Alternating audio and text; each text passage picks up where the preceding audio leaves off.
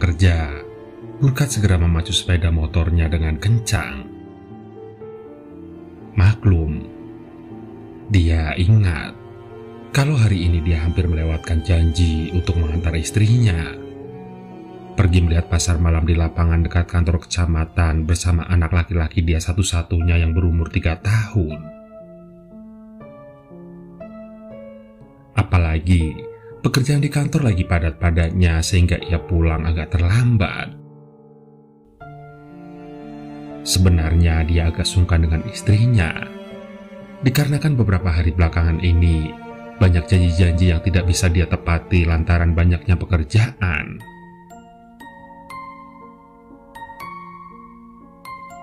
Perjalanan menuju rumah dirasa Burkat sangat panjang dan lama. Dia membayangkan wajah istrinya yang nampak kecewa, namun dibuat seanggun mungkin lantaran janji yang dia buat tak terlaksanakan lagi. Waktu sudah beranjak gelap ketika Burkat memacu sepeda motornya. Sialnya jalan yang dilalui ditutup lantaran ada warga yang menggelar hajatan nikah. Ia pun mencari jalur alternatif untuk pulang. Meski sudah bertahun-tahun Burkat ditugaskan di pedalaman desa Kait Moaja yang terletak di kaki gunung Gandaragen, namun sebenarnya dia tidaklah terlalu paham mengenai seluk-beluk wilayah itu. Mulailah Burkat memasuki kampung-kampung desa Kait Moaja. Selama perjalanan Burkat tidak memiliki firasat buruk apapun. Dan perjalanan panjang pun dimulai. Tak terasa, hari sudah semakin gelap. Adzan Isya terdengar sudah berkumandang. Burkat memutuskan untuk istirahat sejenak di masjid sekaligus menunaikan sholat Isya. Setelah selesai sholat Isya, ia pun melanjutkan perjalanan. Semakin jauh ia melaju, semakin larut malam yang menemani perjalanan. Yang semula di awal perjalanan suasana di dalam kampung begitu ramai dan penuh canda tawa serta nyanyian anak-anak yang sedang bermain di teras-teras rumah. Kini, suasana itu perlahan-lahan berubah menjadi suasana sepi dan senyap. Burkat sadar kalau saat ini dia sedang tersesat. Ia sudah mulai jauh meninggalkan kampung Kait Moaja dan memasuki area persawahan penduduk yang luas membentang. Dari kejauhan lolongan anjing liar terdengar bersautan semakin membuat bulu kuduk jadi merinding. Burkat yang awalnya merasa biasa-biasa saja, kini perlahan-lahan mulai dihinggapi rasa takut.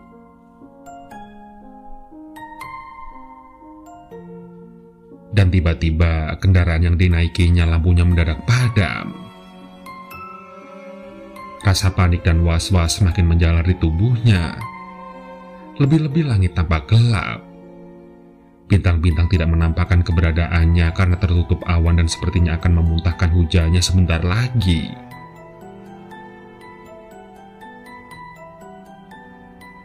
Belum sempat rasa cemasnya hilang, apa yang dikhawatirkan Burkat terjadi.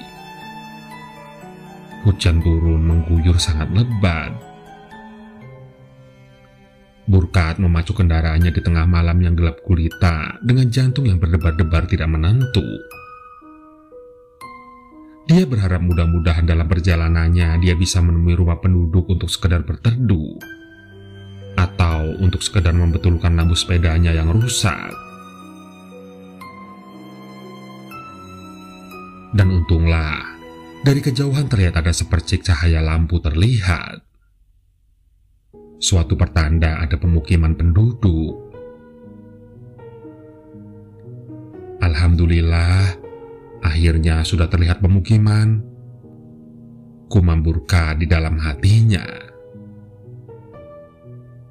Kali ini hatinya sedikit lega. Setelah semakin dekat, ternyata itu hanyalah sebuah rumah yang sangat sederhana sekali, atau lebih tepatnya kalau disebut gubuk. Letaknya tepat di sudut tikungan di bawah pohon asam yang besar.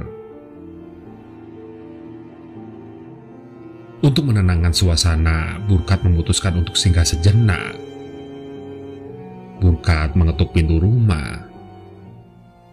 Dan tidak berapa lama kemudian, keluarlah seorang gadis yang sangat cantik. Burkat sangat terperanjat. Gadis itu wajahnya sangat cantik. Umurnya sekitar 17 tahunan, rambutnya hitam lurus dan senyumannya sangat manis. Gadis tersebut menyambut Burkat dengan ramah, dengan logat khas kait Moaja. Burkat numpang permisi untuk benerin lampu motornya yang padam. Saat membetulkan kendaraannya, iseng-iseng ia bertanya pada gadis cantik itu, "Mbak tinggal sendirian? Apa tidak takut?" "Saya tinggal sama nenek saya."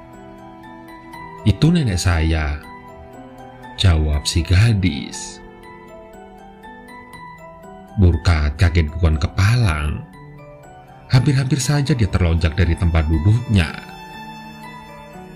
Sejak kapan ada orang yang berdiri di bawah pohon besar itu? Padahal dari tadi waktu masuk, Burkat lewat dari arah yang sama dan sekitarnya hanya pohon besar. Kembali perasaan cemas merayapi tubuh Burkat. Pun demikian, ia berusaha untuk tetap setenang mungkin. Akhirnya, Burkat berusaha untuk tidak terlalu menghiraukannya.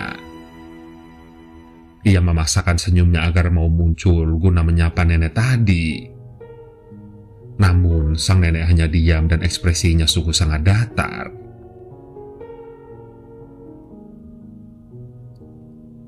Setelah selesai membetulkan lampu sepeda motornya, Burkat numpang izin istirahat di teras sebentar sambil menunggu hujan reda.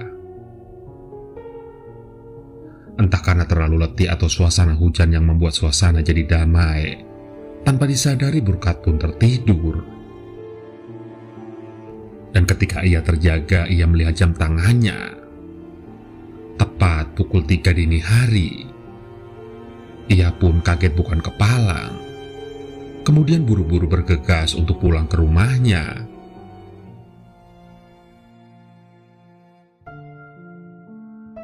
Saat ia hendak berpamitan pada gadis cantik itu, dan juga neneknya sebagai ungkapan terima kasih karena sudah memberi tempat berteduh, gadis tersebut tidak ada.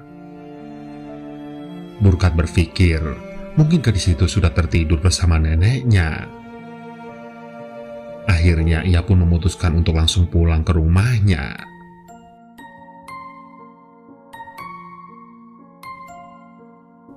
Perjalanan mencari arah pulang ke rumah dilalui Burkat penuh dengan lika-liku. Tapi untunglah ia bisa tiba di rumah dengan selamat. Ketika memasuki halaman rumahnya, ia baru sadar kalau tas kerjanya ketinggalan di rumah gadis tadi. "Biarlah, besok-besok saja diambil," gumam Burkat. Ia mengetuk pintu beberapa kali. Dan ketika pintu terbuka, istrinya langsung merangkulnya erat dengan isakan tangis haru. Burkat jadi agak heran. Memang, dia terlambat pulang ke rumah. Tapi ini bukan pertama kalinya. Setiap ada pekerjaan kantor yang menumpuk, ia sering pulang larut malam. Tapi, sikap istrinya kali ini benar-benar ganjil.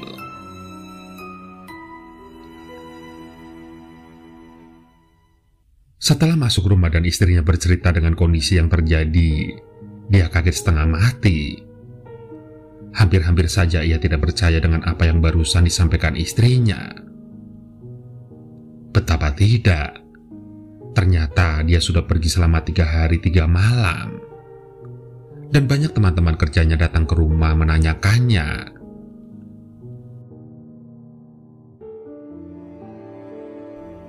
Keesokan harinya saat berangkat kerja, Burkat berencana mengambil tas kerjanya yang tertinggal.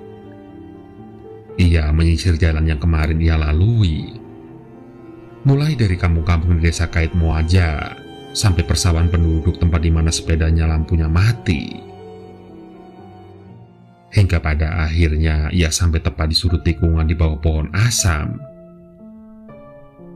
Akan tetapi ia heran sebab rumah kemarin yang ia singgahi tidak ada.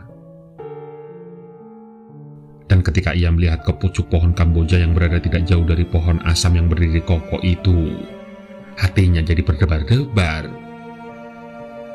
Seketika bulu kuduknya merinding. Hampir-hampir saja jantungnya copot.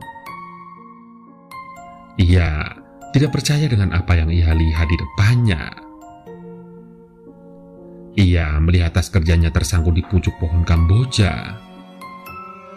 Dan tepat di bawah pohon Kamboja ada sebuah makam yang tidak terawat. Dan makam tersebut banyak ditumbuhi rumput gerinting dengan batu nisan bertuliskan sebuah nama. Tertulis Kemuning. Itu adalah pengalaman burkat yang paling mengerikan yang pernah ia alami semasa hidupnya.